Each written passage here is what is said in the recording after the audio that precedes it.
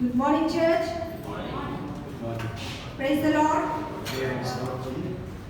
Are you glad to be here this morning? Give the Lord great upload of praise this morning.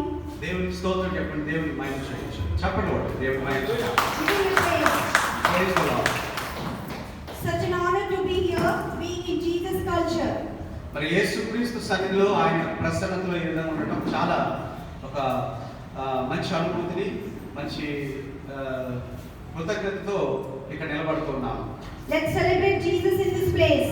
Give him a honor. Hallelujah. దేవుని స్తుతించండి, దేవుని మహిమపరచండి. I thank God for giving me this opportunity to share His word. మరి దేవుని యొక్క వాక్యము నేను పంచుకోవడానికి దేవుడు నాకు మంచి అవకాశం ఇచ్చాడు. దాన్ని బట్టి దేవుని స్తుతిస్తూ స్తోత్రం చెల్లిస్తున్నాను. Today's scripture portion is taken from Matthew chapter 28 from verses 16 to 20. ఈ ఉదయకాల సమయంలో వాక్య సందేశం కొరకు ఏర్పాటు చేయబడినటువంటి లేఖన భాగము మత్తయి సువార్త 28వ అధ్యాయము 16 నుండి 20. Please stand up for reading the God's word. దేవుని వాక్యం చదువుతున్న దయచేసి మనం లేచి నిలబడదాం. Then the 11 disciples went to Galilee, to the mountain where Jesus had told them to go. 17. When they saw him, they worshipped him, but some doubted. Then Jesus came to them and said, "All authority in heaven and on earth has been given to him. Therefore go and make disciples of all nations, baptizing them in the name of the Father and of the Son and of the Holy Spirit, and teaching them to obey everything I have commanded you, and surely I am with you always to the very end of the age." దేవుని వాక్యం 28వ అధ్యాయం మత్తయి సువార్త 16 నుండి 20 వరకు. 11 మంది శిష్యులు యేసు తమకు నిర్ణయించిన గలిలయలోని కొండకు వెళ్ళి వారు ఆయనను చూసి ఆయనకి మొక్కిరి గాని కొందరు సందేహించిరి. అయితే యేసు వారి యొద్దకు వచ్చి, పరలోకమందును భూమి మీదను నాకు సర్వాధికారం ఇవ్వబడి ఉన్నది, కాబట్టి మీరు వెళ్ళి సమస్త జనులను శిష్యులనుగా చేయండి. తండ్రి యొక్కయు కుమారుని యొక్కయు పరిశుద్ధాత్మ యొక్క నామములోనికి వారికి బాప్తిసం ఇచ్చుచు నేను మీకు ఏ సంగతులను ఆజ్ఞాపించుతున్నో వాటన్నిటిని గైకొనవలనని వారికి బోధించుడి. ఇదిగో నేను యుగ సమాప్తి వరకు సదాకాలం మీతో కూడా ఉన్నానని వారితో చెప్పాను. Let's do our Bible pledge. Please bring your Bibles close to your heart. మీకు పరిశుద్ధ గ్రంథాన్ని మీ హృదయాన్ని దగ్గర తీసుకొని మన బైబిల్ ప్రతిజ్ఞ చేయాలి. Your word is written in my mind. Your word is hidden in my heart. Your word is a lamp unto my feet and a light for my path. I will seek you with all my strength. I choose to live according to your word. O Lord, your word is eternal. Please be seated. దయచేసి కూర్చోండి. So for 2 months we are in the sermon series called Care. Care means Christ always responds to everyone. మరి గత 2 నెలలుగా మనము వాక్య సందేశాలు యేసుక్రీస్తు యొక్క ఆయన మన గురించి ఎంత చింతిస్తున్నాడో, శ్రద్ధ తీసుకుంటున్నాడో మనం విన్నాము. యేసుక్రీస్తు ప్రతి సమయంలో ప్రతి ఒక్కరి పట్ల ఏ విధంగా స్పందిస్తాడో మనం 2 నెలలు నేర్చుకున్నాం. Even we can care everyone with the help of the genius Holy Spirit. మరి అలాగే యేసుక్రీస్తు వారు ఏ విధంగా ఇతరుల గురించి ఆలోచన చేసి చింతించాడో మనము కూడా పరిశుద్ధాత్మ సహాయంతో ఇతరుల పట్ల అదే శ్రద్ధ మనం కలిగి ఉండవచ్చు. Till now we have learned about heart of compassion, mindset of compassion. Last week Brother Sanjay taught us the church of compassion. మరి గత 2-3 వారాలుగా మనం నేర్చుకుంటూ వస్తున్నాము. అలాగే బ్రదర్ సందేశ్ కూడా కొన్ని మాటలు చెప్పారు. మరి కరుణ కలిగినటువంటి మనస్సు, కరుణ కలిగినటువంటి హృదయము, అలాగే సంఘమునకు ఏ విధమైనటువంటి కరుణ కలిగినటువంటి మనసు ఉండాలి అని నేర్చుకున్నాం. Today we are going to discuss the commission church. మరి ఈ రోజు మరి దేవుడు సంఘమునకు ఇచ్చినటువంటి ఒక పరిచర్య లేకపోతే మహా ఆజ్ఞల గురించి మనం నేర్చుకున్నాం. We can share compassion in many ways. However, our greater act of compassion is sharing the good news. అయితే మరి ఈ యొక్క ఇతరుల పట్ల కనికరమును చూపించడానికి మనం ఎల్లప్పుడూ అనేక విధాలుగా చూపొచ్చు. అయితే ఈ రోజు మరి ఈ యొక్క కంపాషన్ అనేటువంటి ఈ యొక్క కరుణను ఏ విధంగా చూపించాలనేటువంటిది ఈ యొక్క వాక్యంలో మనం చూద్దాం. ఈ రోజు Sharing the Gospels allows everyone to participate God's kingdom. అయితే దేవుని యొక్క వాక్యమును ఇతరులకు ప్రకటించడం ద్వారా ప్రతి ఒక్కరు కూడా దేవుని యొక్క రాజ్యంలో పాలిపంపులు పొందవచ్చు. Have you ever wondered why God created heaven, earth, sea, sun, moon, and mountains, valleys, and humankind?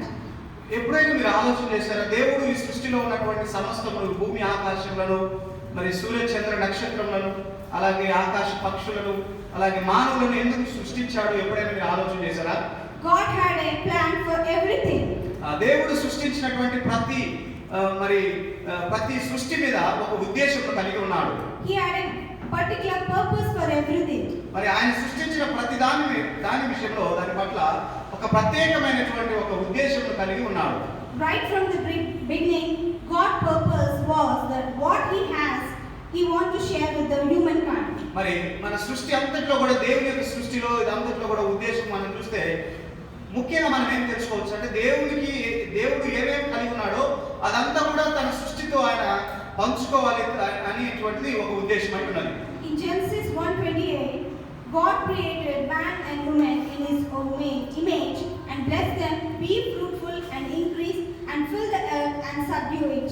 మరి ఆదికాండం 1వ అధ్యాయం 28వ వచనం మనం చూస్తే దేవుడు ఆదామును సృష్టించి తన పోలికలో సృష్టించి వారిని ఆశీర్వదించి మరి వారిని ఈ భూమిని మీరు మరి నింపాలనేసి మరి ఫలించాలని దేవుడు వారిని సృష్టించాడు.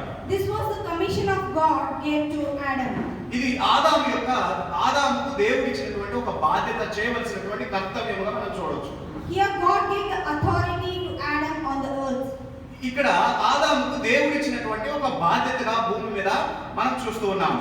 We can say that he is the king of the earth. మరి అప్పుడు ఆదాము ఈ భూమి మీద ఒక రాజు అని కూడా మనం చూడవచ్చు. But he disobeyed God. అయితే ఆదాము మరి దేవునికి అవిధేయత చూపించాడు. We know that because of his disobedience, sin entered the world. మరి ఆదాము యొక్క అవిధేయత కారణంగా ఈ భూ ప్రపంచంలోనికి పాపం అనేటువంటి ప్రవేశించింది. And man lost his relationship with God. తద్వారా మానవుడు దేవునితో ఉన్నటువంటి మంచి సంబంధాన్ని పోగొట్టుకున్నాడు. Due to this act of disobedience, the seed of Adam became sinful. మరి కనుక ఈ అవిధేయత కారణంగా ఈ భూమి మీద ఆదాము ద్వారా వచ్చినటువంటి సంతానము ప్రజలందరూ కూడా అవిధేయత అనేటువంటి స్వభావాన్ని కలిగి జన్మించారు. That means everyone who comes from the Adam has a sinful nature. కనుక ఆదాము ద్వారా ఉత్పత్తి అయిన సంతానము ప్రజలందరూ కూడా వారిలో అవిధేయత అనేటువంటి స్వభావము పుట్టుక నుండే కలిగి జన్మిస్తూ ఉన్నారు. God did not destroy Adam for his disobedience. అయితే ఆదాము తన అవిధేయత చూపించినందున దేవుడు అతన్ని నశింప చేయలేదు. But he showed mercy and compassion and forgave him. అయితే ఆదాము అవిధేయత చూపించినప్పటికీ కూడా దేవుడు తనను క్షమించి తన కనికరమును కరుణను ఆదాము పట్ల చూపించాడు. And God planned to save people from their sins by sending the Savior who would redeem them from their sins. ఆ విధంగా వచ్చినటువంటి అవిధేయత కలిగినటువంటి మనుషులను దేవుడు రక్షించడానికి తన కుమారుడైన యేసుక్రీస్తును భూమి మీదకి పంపించి వారికి రక్షణ యొక్క కృపను అనుగ్రహించాడు. Lord saw the whole earth was filled with evil at all times. మరి దేవుడు భూమి మీద చూసినప్పుడు ప్రపంచమంతా ప్రజలందరూ కూడా మరి దుష్టత్వంతో చెడుతనంతో నిండిపోయి ఉన్నారు. In Genesis 6, Lord saw that Noah was a righteous man. అయితే ఆ సమయంలో దేవుడు ఆదికాండం 6వ అధ్యాయం మనం చూస్తాము ఈ భూమి మీద చెడుతనంతో నిండి ఉన్నప్పటికీ కూడా నోవాహు ఒక నీతిమంతుడని దేవుడు చూశాడు. So God said to Noah, I am going to destroy their mankind. అయితే దేవుడు నోవాహు చెప్పాడు ఈ విధంగా ఉండటం వలన ఈ భూ ప్రపంచాన్ని నేను మరి నశింపజేయబోతున్నానని దేవుడు నోవాహు చెప్పాడు. God asked Noah to make an ark. అయితే దేవుడు నోవాహుకి ఏం చెప్పాడంటే ఈ యొక్క నాశనం తప్పించుకోవడానికి ఒక ఓడను పట్టాలని చెప్పాడు. When people enter the ark, they will be saved. అయితే ఈ కట్టబడినటువంటి ఓడలోకి ఎవరు ప్రవేశిస్తారో వారికి రక్షణ దొరుకుతుందని బైబిల్ చెప్తుంది. But no one entered, only Noah and his sons entered the ark. అయితే రక్షణ కొరకు సిద్ధపరిచినటువంటి ఆ ఓడలోనికి వేరే ఎవరు కూడా ప్రవేశించలేదు, కానీ నోవాహు తన కుటుంబం మాత్రమే ఆ ఓడలోనికి ప్రవేశించింది. After the flood, God blessed Noah and commanded him to be fruitful and multiply. ఆ తర్వాత ప్రళయం వచ్చి ప్రపంచమంతా కూడా జల సమాధి అయిన తర్వాత దేవుడు నోవాహును రక్షించి తన సంతానాన్ని అభివృద్ధి పరిచాడు. But still the people are in evil only. అయినప్పటికీ కూడా మరి మరికొంత కాలం తర్వాత ప్రజలు మరలా ఆ దుష్టత్వం చెడుతనంలోనే జీవించి ఉన్నారు.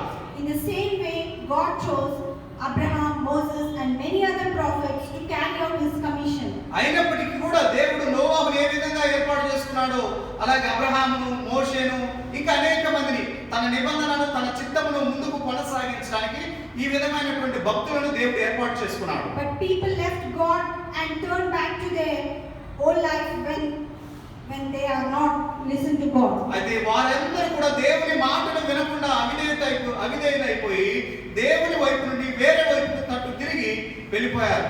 At last, God showed His compassion and sent Jesus. ఈ విధంగా ప్రజలు ఉన్నప్పుడు చివరిగా దేవుడు తన కుమారుడైన యేసుక్రీస్తును పంపించి తన కరుణను ప్రజలకు చూపించాడు. Jesus Christ did His ministry on earth 3.5 years. Yes. He completed His commission. యేసుక్రీస్తు వారు ఆయన తన సేవా పరిచర్యను తండ్రి ఇచ్చినటువంటి కర్తవ్యమును నెరవేర్చడానికి ఆయన 3.5 సంవత్సరాలు భూమి మీద సేవా పరిచర్య చేసి ముగించాడు. After His resurrection from death, before ascending to heaven, Jesus gave the great commission to His disciples. ఆ తర్వాత యేసుక్రీస్తు వారు చనిపోయి తిరిగి లేచి ఆయన పరలోకానికి వెళ్ళడానికి ముందు తనతో ఉన్నటువంటి శిష్యులకు ఒక మహా ఆజ్ఞను ఇచ్చాడు. సువార్తను ప్రకటించాలని వెళ్ళిపోయారు. We are His church. We are His disciples. మనము ఆయన సంఘమై ఉన్నాము. మనం ఆయనకు శిష్యులమై ఉన్నాము. What is church? సంఘం అంటే ఏమిటి? The church is a part of God's family. సంఘం అనగా దేవుని యొక్క కుటుంబంలో ఒక భాగమై ఉన్నది. The commission church means members of the church are sent out to fulfill the particular purpose. దేవుడు ఇచ్చినటువంటి మహా ఆజ్ఞ ఈ కర్తవ్యము సంఘమునకు ఏమిటి అంటే ఈ సంఘము ఉన్నటువంటి వారు బయటికి వెళ్ళి ఆ దేవుని యొక్క సువార్తను ఇతరులకు ప్రకటించడమే దేవుడు ఇచ్చినటువంటి మహా ఆజ్ఞ లేకుంటే కర్తవ్యమై ఉన్నది. The purpose of God is to bring people from all the nations to His presence. అయితే దేవుని యొక్క ఉద్దేశం ఏంటంటే దీనిలో అన్ని రకాల వంశం నుండి జనాంగముల నుండి ప్రజలు యేసుక్రీస్తు ద్వారా వెలుగులోనికి దేవుని వెలుగులోకి రావాలనేది దేవుని ఉద్దేశం. The commission of the church is send people to preach the gospel. దేవుని యొక్క ఈ కర్తవ్యము ఆయన మానవులకు ఇచ్చినటువంటి బాధ్యత ఏంటంటే బయటికి వెళ్ళాలి, సువార్తను చెప్పి అనేక మందిని ప్రభువులోకి నడిపించాలి. The purpose of the God is fulfilled by the commission of the church. దేవుని యొక్క ఉద్దేశం ఎప్పుడు నెరవేరుతుందంటే సంఘమునకు దేవుడు ఇచ్చినటువంటి ఆ యొక్క మహాత్మ బాధ్యతను ఎప్పుడైతే మనము కొనసాగిస్తామో అప్పుడే దేవుని ఉద్దేశం నెరవేరుతుంది. As we read in the scriptures Matthew 28 from 16 to 20 verses, మనం మత్తయి సువార్త 28వ అధ్యాయం 16 నుండి 20 వచనం మనం చదివి చూసినట్లయితే these are the last words of instructions Jesus gave to His disciples. ఈ 16 నుండి 20 వచనాల్లో ఉన్న మాటలు యేసుక్రీస్తు వారు ఆయన భూమి మీద నుండి పైకి వెళ్ళేటువంటి సమయంలో చివరిగా ఇచ్చినటువంటి కొన్ని నిబంధనలు, కొన్ని నియమములు. When someone is dying or leaving us, his words are important. ఒక వ్యక్తి చనిపోయేటప్పుడు కానీ అతను మాట్లాడే చివరి మాటలు కానీ మనం చాలా ప్రాముఖ్యమైనవిగా పరిగణలోకి తీసుకుంటాం. They have a very great purpose in that words. ఒక మనిషి చివరి మాటలు మాట్లాడేటప్పుడు వాటిలో చాలా ఒక పెద్ద ఉద్దేశము, ఒక ఆలోచన ఉంటుంది దాంట్లో. This command of mission for the disciples to spread His teaching all across the earth. యేసుక్రీస్తు వారు చివరిగా పలికినటువంటి మాటలు ఏంటంటే ఆయన ఆజ్ఞనిచ్చాడు. ఏమిటి? అందరూ వెళ్ళి సువార్తను ప్రకటించి శిష్యులుగా తయారు చేయాలని చెప్పాడు. This command is not only to a group of selected people such as apostles, evangelists, deacons, pastors or teachers. ఇక్కడ దేవుడు ఇచ్చినటువంటి యొక్క ఆజ్ఞ ఇది ఏంటో కొంతమందికి స్థిమితమై ఉన్నది కాదు. కొంతమంది అపోస్తులకో లేకపోతే శిష్యులకో ఇక్కడ బైబిల్లో ఉన్నటువంటి కొంతమందికి సంబంధించినటువంటిది కాదు ఇది. This command is for all of us. ఈ యొక్క మహా ఆజ్ఞ అనేటువంటిది ప్రతి ఒక్కరికి వర్తిస్తుంది. We are the disciples of His church. మనం దేవుని సంఘంలో దేవునికి మనము శిష్యులుగా ఉన్నాము. What is the commission means in our life? మన జీవితంలో ఒక కర్తవ్యము ఒక మహా ఆజ్ఞ ఏమిటి అని మనం చూసినట్లయితే as the followers of Jesus, our purpose is different from the rest of the world. అయితే మనము దేవుని వెంబడించేటువంటి అనుచరులుగా బయట ఉన్నటువంటి వారి ఉద్దేశములతో పోల్చినప్పుడు మన ఉద్దేశము కొంచెం వ్యత్యాసంగా ప్రత్యేకమైనదిగా ఉండాలి. Most of them work hard to reach high positions and power. There is nothing wrong in it. అనేక మంది బయట ఉన్నటువంటి వారు ఒక ఉన్నత స్థాయికి ఎదగడానికి చాలా కష్టపడి చాలా శ్రమను ఓర్పుతో పనిచేసి ఉన్నత స్థానానికి ఎదుగుతారు. అది తప్పేం కాదు. But we are called to achieve a more important which all know us, the Great Commission. అయితే వారితో మనం పోల్చినప్పుడు మనము ప్రత్యేకమైన వారు. మనము ఒక ప్రత్యేకమైనటువంటి ఒక ప్రాముఖ్యమైనటువంటి ఉద్దేశాన్ని నెరవేర్చడం కొరకు మనము పిలువబడి ఉన్నాము. It is a commandment from our Savior about the purpose that we have been given and we have to grow as a God's kingdom. మరి ఇది మన రక్షకుడైనటువంటి యేసుక్రీస్తు వారి ద్వారా మనకు ఇవ్వబడినటువంటి ఒక మహా ఆజ్ఞ. ఏమిటి అంటే ఇతరులకు వెళ్ళి సువార్తను ప్రకటించాలి, దేవుని రాజ్యంను మనము వ్యాప్తి చెందించాలి అనేటువంటిది. Jesus sent his disciples as God sent Jesus for a mission with the power and authority. యేసుక్రీస్తు వారు తన శిష్యుల్ని ఈ లోకానికి ఏ విధంగా పంపించాడో, తండ్రి తనని ఏ విధంగా భూలోకానికి పంపించాడో అలాగా శిష్యులను యేసుక్రీస్తు పంపించాడు ఈ లోకంలో. In John 17:18, as you sent me into the world, I have sent them into the world. మరి యోహాను 17:18 మనం చూసినట్లయితే తండ్రికి యేసుక్రీస్తు వారు చెప్తున్నారు, తండ్రి నువ్వు నన్ను ఈ భూలోకానికి ఏ విధంగా పంపించావో నేను కూడా నాకు ఇచ్చినటువంటి శిష్యులను నేను భూలోకంలో బయటకు వారిని పంపిస్తున్నానని యేసుక్రీస్తు వారు చెప్పారు. He sent people into the world not to command, not to judge. యేసుక్రీస్తు వారు తన శిష్యుల్ని లోకంలోకి ఎందుకు పంపించాడంటే వారిని ఇతరులను విమర్శ చేయడానికో ఇతరులను తీర్పు తీర్చడానికో పంపించలేదు, but to set them free from their sins. అయితే వారు పంపబడిన కారణం ఏమిటంటే మరి బంధకంలో ఉన్నటువంటి వారిని విడిపించడానికి, వారిని స్వతంత్రులుగా చేయడం కొరకు శిష్యులు లోకంలోనికి పంపబడ్డారు. This is the mission Christ has been given to us. ఇది యేసుక్రీస్తు వారు ఇచ్చినటువంటి సేవా పరిచర్య సంఘమునకు తన శిష్యులకు. It is wonderful to realize that we are the Christ ambassadors. మనము చూడండి ఈ విషయాలన్నీ గమనిస్తున్నప్పుడు మనము క్రీస్తుకు రాయబారులుగా ఉన్నాము అనేటువంటి విషయము ఇది చాలా ఒక ధన్యకరమైనటువంటిది. An ambassador is a representative of one rule or state who is assigned to another authority. ఈ రాయబారి అనేటువంటి మాటను మనం గమనించినట్లయితే ఒక దేశానికి సంబంధించినటువంటి ఒక వ్యక్తి ఆ దేశం పక్షమున ఇంకొక దేశానికి వెళ్ళి ఏమైనా విషయాలను తీసుకురావడానికి చెప్పడానికి మధ్యవర్తిగా పనిచేసేటువంటి వాడు. He does not speak of his own name and he does not act on his own authority. అయితే ఈ రాయబారి ఒక దేశం నుండి ఇంకో దేశానికి పంపబడినప్పుడు తను తన సొంత విషయాలను తన సొంత ఉద్దేశాలను చెప్పి నెరవేర్చుకోవడానికి ఆయన పంపబడడు. The opinion and the demand he communicates depends upon the one who sent him. అయితే ఈ రాయబారి ఇంకొక దేశానికి వెళ్ళినప్పుడు సమాచారాన్ని తీసుకొని మరి తనను ఎవరు పంపించారో అతని ఉద్దేశం ఏంటి, అతను ఏం చెప్పాడు ఉద్దేశాలు వాటిని తెలియపరచడానికి నెరవేర్చడానికి ఈ రాయబారి మధ్యవర్తిగా పనిచేస్తాడు. The work of an ambassador is fulfill the commission that he was given. మరి ఈ రాయబారి యొక్క ప్రాముఖ్యమైనటువంటి ఒక కర్తవ్యం ఏమిటంటే తన యొక్క యజమానుడు ఇచ్చినటువంటి ఉద్దేశాన్ని ఆ యొక్క బాధ్యతను ఆజ్ఞను నెరవేర్చడమే అతని పని అయి ఉంటుంది. So what is our commission? అయితే మన మీద ఉన్నటువంటి బాధ్యత లేకపోతే మనకి దేవుడు ఇచ్చినటువంటి ఒక కర్తవ్యం ఏమిటి? Go and make disciples. This is our commission. ఏమిటి అంటే బయటకు వెళ్ళి శిష్యులనుగా తయారు చేయండి. ఇది దేవుడు మనందరికీ ఇచ్చినటువంటి ఒక బాధ్యత అయి ఉన్నది.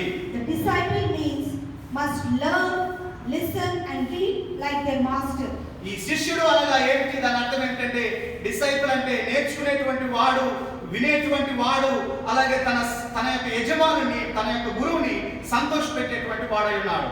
Disciple follow and obey the teachings of the master. ఈ శిష్యుడు ఏం చేస్తాడంటే తన గురువు చెప్పినటువంటి బోధలను, తన గురువు ఇచ్చినటువంటి నియమములను నేర్చుకొని పాటించేటువంటి వాడై ఉన్నాడు. Today Jesus is calling you to be his disciples. మరి ఈ రోజు యేసుక్రీస్తు వారు నిన్ను నన్ను కూడా తన శిష్యుడిగా ఉండాలని పిలుస్తూ ఉన్నాడు. To be his disciples we need to be committed. అయితే తనకు శిష్యుడిగా మనం ఉండాలంటే తప్పనిసరిగా మనము దేవునికి సమర్పించుకొని ఉండాలి.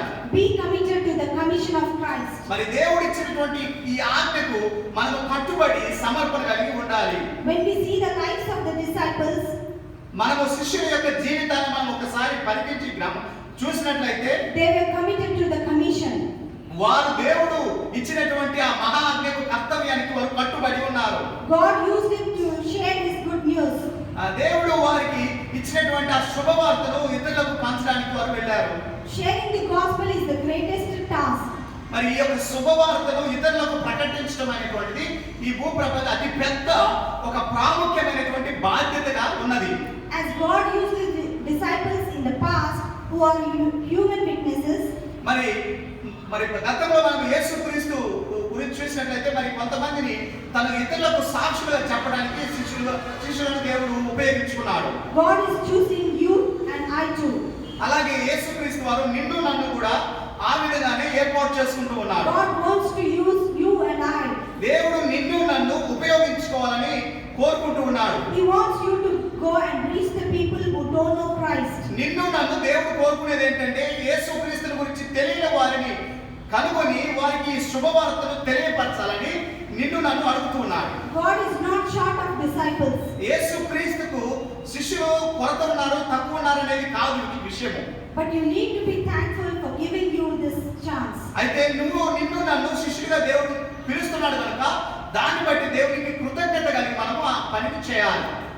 Is he asking you to go to different place, city, state or country away from your families to share the good news? దేవుడు నిన్ను నీ కుటుంబాన్ని వదిలిపెట్టి ఒక పట్టణానికో వేరే దేశానికో ఒక అన్య ప్రాంతానికో వెళ్ళమని దేవుడు చెప్తున్నాడా? No. చెప్పడం లేదు.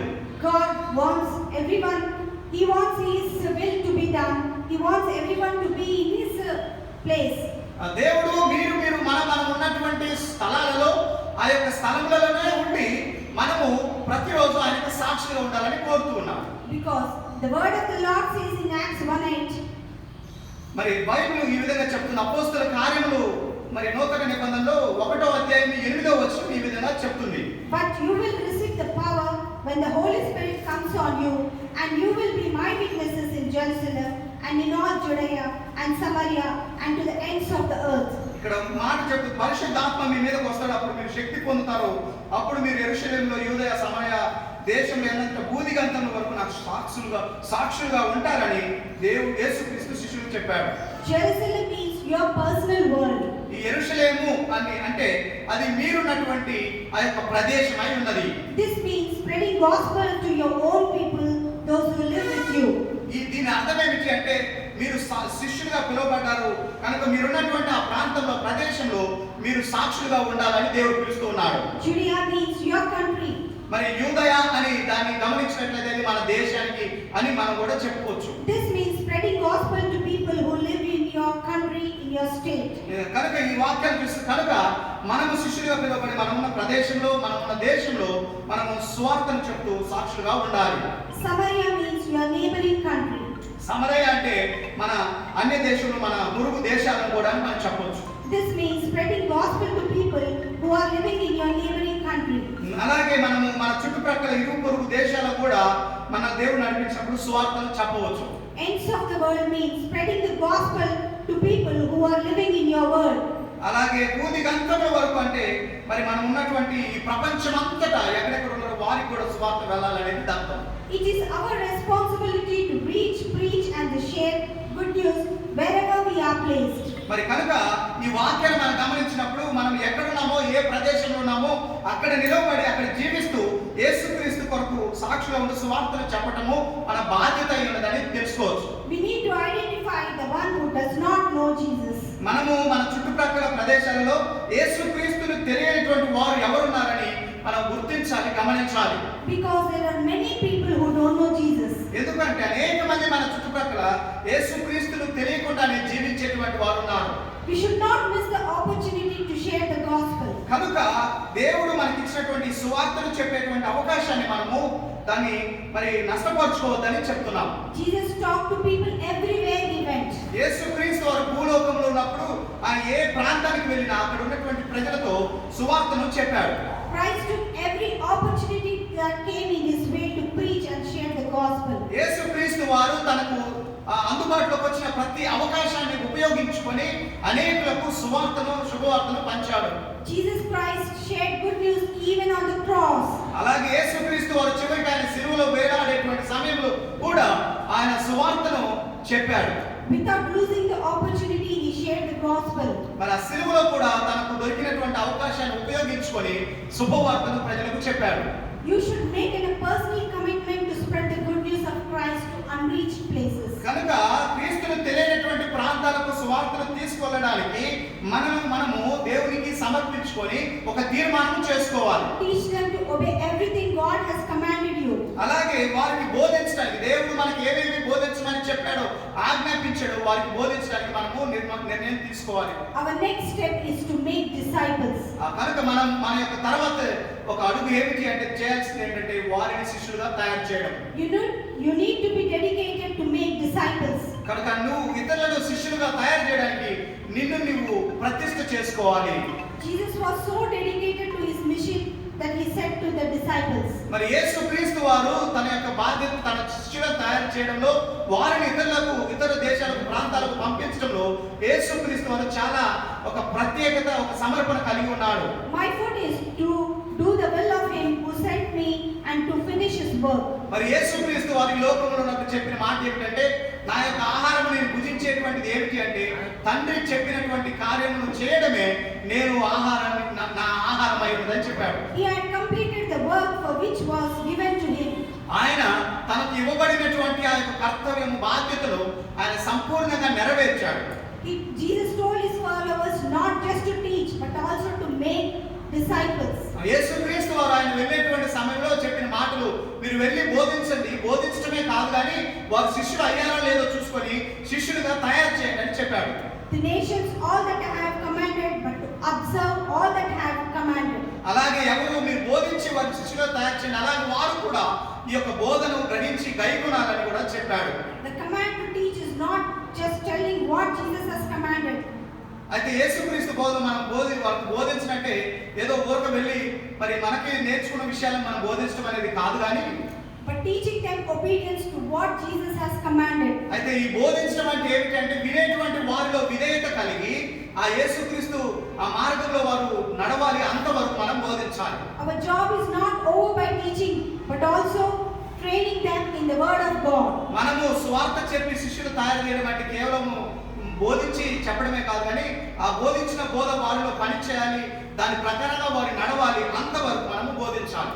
The truths of the Bible to be obeyed.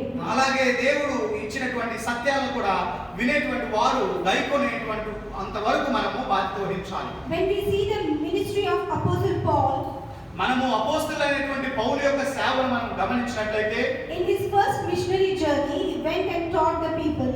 ఆయన సువార్త దండయాత్ర మొదటి సువార్త ప్రయాణంలో అనేక స్థలాలకు వెళ్ళి వారికి సువార్తను ప్రకటించాడు వారికి. And during his second missionary journey he went back and visited all the brothers in the towns where he preached the word of Lord in his first missionary journey. మరి తన మొదటి ప్రయాణంలో సువార్త ప్రయాణంలో ఎవరెవరికి బోధించాడో మరలా కొంతకాలానికి రెండవసారి వెళ్ళి తన సువార్త చేస్తూ మొదట బోధించినటువంటి వారి వద్దకు వెళ్ళి మరలా బోధన జ్ఞాపకం చేశాడు వారికి. And saw whether people are following and obeying the word of God. మరి మొదట బోధించినటువంటి వారి వద్దకు మరలా వెళ్ళి నిజంగా వాళ్ళు నేర్చుకున్నటువంటి విషయాలను వారు వారి జీవితాల్లో గైకొని నడుస్తున్నారా లేదా అనేటువంటి విషయాలు కూడా ఆయన వెళ్ళి మరి తెలుసుకున్నాడు.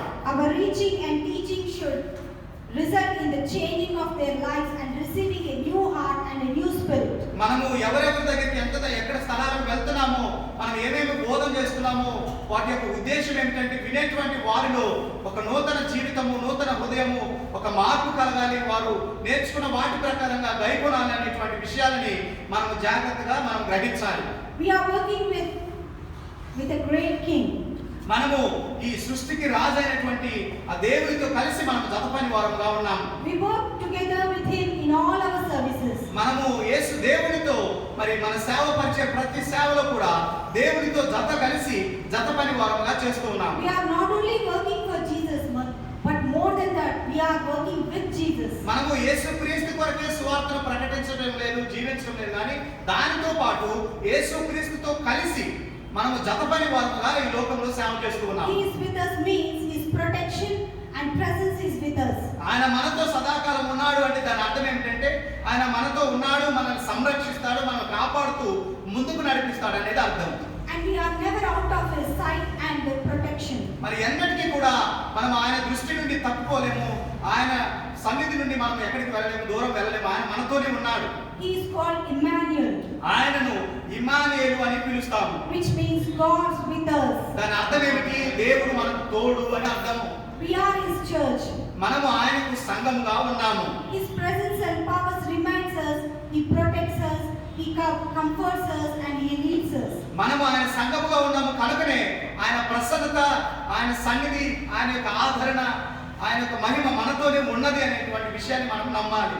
He would be with us even until the very end of the age to crown us. మరి అలాగే ఆయన యొక్క సన్నిధి మనతో ఎంతకాలం ఉంటుందంటే ఈ యుగ సమాప్తి వరకు, తరువాత కూడా యుగ యుగములు ఆయన సన్నిధి మనతో ఉంటుంది. As he promised with the disciples. అది మరి శిష్యులతో చేసినటువంటి వాగ్దానం అయి ఉన్నది. His presence and authority will accompany us to carry out his disciple making mission. అలాగే తను మహా ఆజ్ఞలు ఇస్తున్న సమయంలో ఇంకొక మాట చెప్పాడు, మీరు వెళ్ళి శిష్యులుగా తయారు చేయండి, అయితే సర్వ భూమి మీద ఉన్నటువంటి సర్వ అధికారం నేను మీకు ఇస్తున్నానని వారికి తన అధికారం కూడా ఇచ్చి పంపించాడు. God is seeking for people who can carry out his mission. మరి యేసుక్రీస్తు వారు ఈ లోకంలో తను ఇచ్చినటువంటి సేవ పిలుపును మరి మోసుకొని దాన్ని కొనసాగించేటువంటి వారి కొరకు ఆయన ఎదురు చూస్తూ ఉన్నాడు. In Romans 10:14, మరి రోమా 10:14 వచనంలో మనం గమనించినట్లయితే, how then can they call on the one they have not believed in? And how can they believe in the one of whom they have not heard? And how can they hear without someone preaching to them? 10వ అధ్యాయం 14వ వచనం చూస్తే, వారు విశ్వసింపని వానికి ఎట్లు ప్రార్థన చేయుదురు, వినని వారిని ఎట్లు విశ్వసించుదురు, ప్రకటించువాడు లేకుండా వారు ఎట్లు దేవుని వాక్యాన్ని వింటారని అక్కడ రాయబడి ఉన్నది.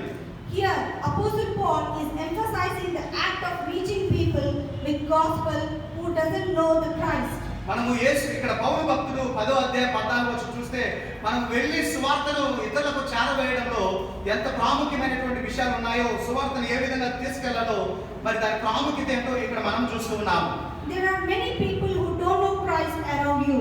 మన చుట్టుప్రక్కల ప్రాంతాలలో యేసుక్రీస్తును తెలియకుండానే జీవిస్తున్నటువంటి వారు చాలా మంది ఉన్నారు. How can they know the Jesus and what Jesus did for his life? మరి వారు యేసుక్రీస్తుని గురించి వారు ఎట్లా తెలుసుకోగలరు? వారి కొరకు యేసుక్రీస్తు వారు ఏమి త్యాగములు చేశాడో వారు ఎట్లా తెలుసుకోగలరు? If you don't share the good news to them. మరి నువ్వు నేను ఈ విషయాలను వారికి తెలియపరచకపోతే, చెప్పకపోతే వారు ఎట్లా తెలుసుకుంటారు? So how will they believe if they don't know him?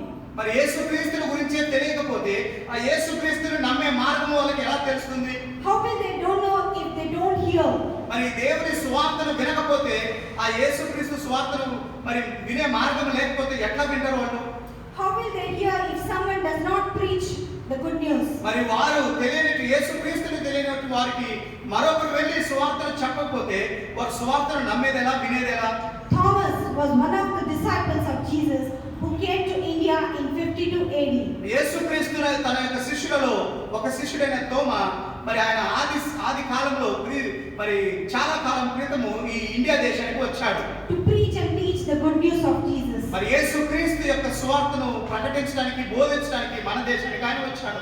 Many changed and turned towards God in the same way God is commissioned you and I today. మరి ఆనాడు ఆయన సువార్తను తీసుకొని వచ్చి చెప్పినప్పుడు, ప్రకటించినప్పుడు అనేక మంది ఆ సువార్తను విని దేవుని వైపు తిరిగాడు. అలాగే మన మీద కూడా ఆ బాధ్యత ఉన్నది అనేది ఈ వాక్యం తెలియపరుస్తుంది. If God brought a change in many parts of India through one man, just think how we can change the nation.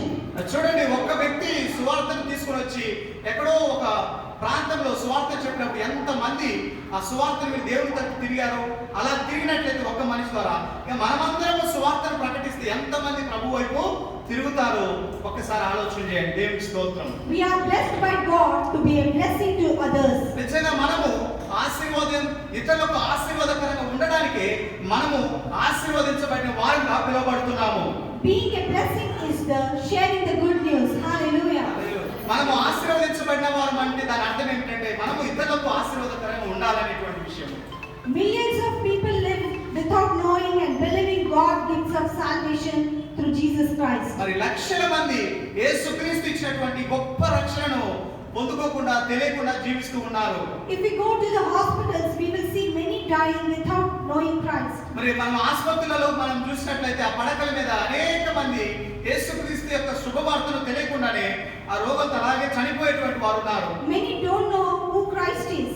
చాలా మందికి వారికి యేసుక్రీస్తు ఎవరో కూడా తెలియకుండానే చనిపోతున్నారు. Without the knowledge of salvation, they cannot enter the kingdom of God. మరి ఈ సువార్తను, ఈ రక్షణ జ్ఞానమును తెలుసుకోకుండా వారు దేవుని రాజ్యానికి వారు వెళ్ళలేరు.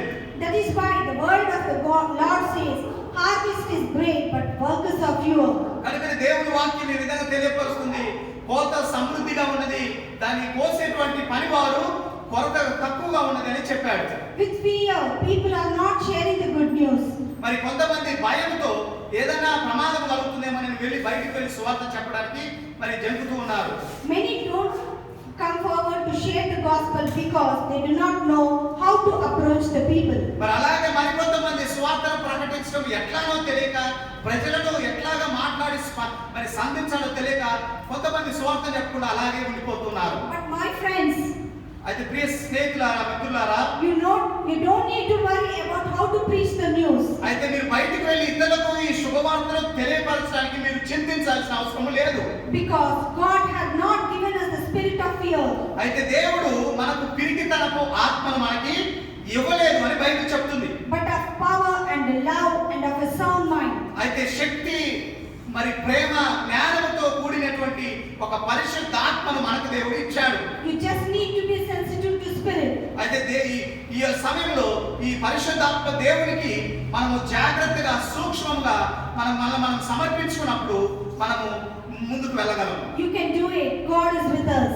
నిజంగా ఆ విధంగా దేవుని యొక్క పరిశుద్ధాత్మ సన్నిధిని నువ్వు గ్రహించగలిగితే ఖచ్చితంగా ముందుకు వెళ్ళేటువంటి శక్తి నీకు అనుగ్రహించబడుతుంది. Angels would have been willing to do this job. మరి దేవదూతలు ఈ శుభవార్తను చెప్పడానికి ఎంతో ఆతృతతో ఉండి ఉండొచ్చు. But God has not chosen to them. అయితే ఈ శుభవార్తను ప్రకటించేటువంటి బాధ్యత దేవుడు దేవదూతలకి ఇవ్వలేదు. God has not chosen to use them. అయితే దేవుడు వారిని శుభవార్త కొరకు ఉపయోగించుకోవడానికి వారిని ఏర్పాటు చేసుకోలేదు దేవుడు. His will is use people. అయితే ఆయన చిత్తం ఏమిటంటే సువార్తను ప్రకటించడానికి తనకు మనుషులు కావాలని కోరుతూ ఉన్నాడు. Because in Romans 16:20, the God of peace will soon crush Satan under your feet. అయితే ఇక్కడ 16వ అధ్యాయం, రోమా పత్రిక 16వ అధ్యాయంలో 20వ వచనం మనకి ఏముందంటే, సమాధానకర్త దేవుడు సాతాను మీ కాళ్ళ కింద శీఘ్రంగా తొక్కించును అని రాయబడి ఉన్నది. The command of Jesus was not given to one nation. అది ఈ యొక్క శుభవార్తను ప్రకటించే మహాజ్ఞ ఏదో ఒక దేశానికి మరి పరిమితమై ఉండలేదు. It was given to the whole world. అయితే ఈ సువార్తను ప్రకటించే ఆజ్ఞ ప్రపంచంలో ఉన్న దేశాలందరికీ కూడా ఇవ్వబడింది. It was to all nations. ఇది ఈ ప్రపంచంలో ఉన్నటువంటి దేశాలందరికీ కూడా ఈ ఆజ్ఞ ఇవ్వబడింది. It is given to you and me. ఈ యొక్క మహా ఆజ్ఞ, సువార్తను ప్రకటించే ఆజ్ఞ నీకు నాకు కూడా ఇవ్వబడింది. So we need to preach the gospel. కనుకనే మనము ఈ యొక్క సువార్తను ఇతరులకు ప్రకటించడము చాలా అవసరమైనది. So the well-known beverage Coca-Cola started in 1886 and dominated the world for many years. మరి ఈ కోకా-కోలా యొక్క సాఫ్ట్ డ్రింక్ అనేది మరి కొన్ని సంవత్సరాలకు, ఒక దశాబ్దం, ఒక శతాబ్దం, ఒక సెంచురీ, 1800 ఆ సంవత్సరం తయారు చేయబడింది. ప్రపంచం అంతటా ఇప్పుడు అది వ్యాప్తి చెందింది ఆ cool drink. I think you all of know this. మన కూల్ డ్రింక్, ఈ కోకా-కోలా అనేటువంటి సాఫ్ట్ డ్రింక్ మనం అందరికీ తెలుసు, మనం త్రాగుతూనే ఉన్నాము దాన్ని. It is said that 97% of the world has heard of Coca-Cola. ఒక సర్వే చెప్తుంది ఏంటంటే, మరి ఈ భూప్రపంచం మీద ఉన్నటువంటి 97% ప్రజలకి కోకా-కోలా గురించి విన్నారంట. 72% of the world has seen the Coca-Cola. 72% భూమి మీద ఉన్న ప్రజలు ఆ కోకా-కోలాను చూశారట. 51% have tasted the Coca-Cola. ఈ భూమి మీద ఉన్నటువంటి 51% ప్రజలు ఈ కోకా-కోలాను తాగారట. They want every human being on this planet to taste it once in their lifetime. మరి కనుక ఈ కోకా-కోలా డ్రింక్ తయారు చేసే వ్యక్తి అనుకునేది ప్రపంచం అంతటా కూడా ఒక్కసారి అందరూ కూడా తాగాలనేది ఉద్దేశం అట. So they have a zeal that everyone should taste the Coca-Cola. దీన్ని తయారు చేసినటువంటి వారు ప్రతి ఒక్కరు కూడా, అందరూ కూడా, భూమి మీద ఉన్నటువంటి అందరూ కూడా దాన్ని త్రాగాలి ఒకసారి అనేటువంటిది వీరి యొక్క ఉద్దేశం అయి ఉన్నదట. Suppose if God has given the task of approaching the good news to the world, to the Coca-Cola company, it will be probably done by now. నిజంగా ఈ కోకా-కోలా కంపెనీ తయారు చేసిన ఆ వ్యవస్థాపకులకు ఒకవేళ దేవుడు వచ్చి ఈ సువార్తను మీరు ప్రకటించండి ప్రపంచానికి అంటే, మేము ఇప్పటికల్లా వాళ్ళ సువార్త ప్రపంచానికి మొత్తానికి చేరవేసేవాళ్ళంట. Yes, my friends, their zeal was like that. వారి యొక్క ఉత్సాహము ఆ విధంగా ఉన్నదండి. Do we have that zeal, the commitment and excitement to preach the good news? మరి అలాంటి ఉత్సాహము, ఈ సువార్తను అందరికీ తెలియపరచాలి అనేటువంటి ఆ బాధ్యత, ఆ ఉత్సాహం మనలో ఉన్నదా? God commissioned his disciples to be light in the dark world. మరి ఈ చీకటిలో జీవిస్తున్నటువంటి వారికి మనము సువార్తను చెప్పి వెలుగుని వారికి ప్రసరింప చేయాలనేది మనకిచ్చినటువంటి బాధ్యత. And as a salt as purifying the world. మరి ఈ యొక్క ఉప్పు ఏ విధంగా మరి శుద్ధి చేస్తుందో ఆ విధంగా సువార్త శుద్ధి చేయాలి. So while proclaiming the gospel, we may not have any results sometimes. మరి ఒక్కొక్కసారి సువార్తను ప్రకటిస్తూ ఉన్నటువంటిప్పుడు ఒక్కొక్కసారి మనం అనుకున్నటువంటి ఫలితాలు మనకి అందకపోవచ్చు. But our job is to spread the good news and warn the people of the danger of dying without Christ. అయితే ఫలితాలు ఏమొస్తాయో మనకు అవసరం లేదు, కానీ మన బాధ్యత ఏంటంటే ఈ సువార్తను ప్రకటించాలి. మరి పరలోకము నరకం ఉందని దీని గురించి మనం హెచ్చరించడమే మన బాధ్యత అయి ఉన్నది. In Isaiah 55:11 the word says, మరి యెషయా గ్రంథము 55 మనము 55వ అధ్యాయం 11వ వచనంలో ఈ విధంగా వాక్యం తెలియపరుస్తుంది. So my word that goes out from my mouth, it will not return to me empty, but it will accomplish what I desire and achieve the purpose for which I sent it. దేవుడు తన నోటి నుండి ఇచ్చినటువంటి వాక్యము వచ్చేటువంటి ఆ మాట నిష్ఫలము కాదు, కానీ ఆయన ఏ ఉద్దేశంలో బట్టి ఆ మాటను పలికాడో అది ఖచ్చితంగా ఆ ఉద్దేశాన్ని నెరవేర్చి తర్వాత నా దగ్గరికి వస్తుందని దేవుని వాక్యం ఇక్కడ రాయబడి ఉంది. He who sent us and told us his words will never fail to reach the goal. మరి కనుక దేవుడు మనల్ని కూడా ఆజ్ఞ ఇచ్చి పంపిస్తున్నాడు కనుక మనల్ని పంపిస్తున్నప్పుడు తన యొక్క ఉద్దేశాలు తప్పనిసరిగా మన ద్వారా ఆయన నెరవేర్చగలడు. It is necessary that the gospel should be preached to the entire world. It was the will of the God. మరి దేవుని చిత్తం ఏమిటంటే ప్రపంచం అంతా కూడా స్వార్థ ప్రకటించబడాలి అనేటువంటిది దేవుని చిత్తమై ఉంది. Everyone who is involved in his church is a part of his great commission. ఈ సంఘములో ఉన్నటువంటి భాగస్తులుగా ఉన్నటువంటి ప్రతి ఒక్కరు కూడా ఈ యొక్క మహా ఆజ్ఞలో మరి మీకు కూడా వంతు ఉన్నది అనేది తెలుసుకోవాలి. We are his commission church. మనము ఈ యొక్క కర్తవ్యము ఇవ్వబడినటువంటి సంఘముగా ఉన్నాము. And I urge you to be the disciples, because 2.8 billion people today will continue to born and live and die without ever hearing the gospel. మరి సుమారు 2.8 బిలియన్ పీపుల్ అనేక మంది ఈ సువార్తను వినకుండా చనిపోయేటువంటి వారు కనుక నిన్ను నన్ను దేవుడు పిలుస్తూ ఉన్నాడు తన శిష్యులుగా ఉండాలని. Over 1,50,000 people dying daily. మరి 1 లక్ష సుమారు 50,000 మంది సువార్తను తెలియకుండానే మరి చాలా మంది చనిపోతూనే ఉన్నారు. The majority do not hear the gospel. Majority చాలా మంది కూడా సువార్తను వినకుండానే చనిపోతూ ఉన్నారు. Now recently we heard about the COVID. With the effect of COVID pandemic, people who are being in choice world. మరి దయచేసి గమనించండి, కోవిడ్ ద్వారా కూడా కొన్ని వేల మంది కొన్ని లక్షల మంది ఇలాంటి పరిస్థితి గుండానే వెళ్తూ ఉన్నారు. They lost their hope and they were fear about the future. What will be the next? మరి వారు ఎంతో కోల్పోయారు. మరి భవిష్యత్తు ఏమవుతుందో మరి వాళ్ళకి నిరీక్షణ కూడా ఆశ జీవిస్తామనే ఆశ కూడా కోల్పోయి జీవిస్తున్నారు. Let's reach the people with love and compassion. మరి ఈ విధమైనటువంటి ప్రజలను మనం సంధించడానికి ఈ దేవుని ప్రేమను ఈ కనికరమును మనం కలిగి వారికి సువార్తను ప్రకటిస్తాం. We may not be rich or educated. మనము ధనవంతులము మరి అలాగే జ్ఞానవంతులము కాకపోవచ్చు.